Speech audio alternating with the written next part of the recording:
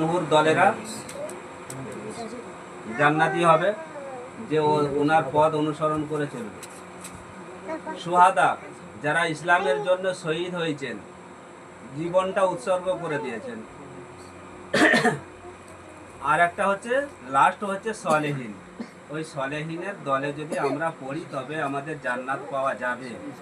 আর সলেহীনের পর্যায়ে না পড়লে আমাদেরকে যেমন ওই চাল ছাঁটা করে আমাদেরকে ভাতের হাঁড়িতে চাল দেওয়ার আগে আগে যত নোংরা আবর্জনাগুলোকে আমরা আস্তে আস্তে বেছে বেছে সেইগুলোকে ফেলে দিই ডাস্টবিনে। তো আল্লাহ পাক বলবেন যে ভালো ভালো নেক বান্দা বান্দিদেরকে বেছে নাও, আগে বেছে নিয়ে বাকি যেগুলো রয়ে যাবে ওদিকে ডাস্টবিনে ফেলে দিবে। তার মানে ওগুলো নোংরা আবর্জনা। চালটা যখন ভাতের হাঁড়িতে দেওয়া হবে, চালটাকে আমরা যেমন বেছে ছেটে নিয়ে একবারে সেই চালের হাঁড়িতে দিই, বাকি যেগুলো কাঁকড় গোবর আবর্জনা যে সমস্ত সব রয়েছে সেইগুলোকে তুলে নিয়ে আমরা ডাস্টবিনে ফেলে দিই। আল্লাহ পাক রব্বুল আলামিনের হুকুম আছে, আমরা চিনে নেব, ভেবে নেব।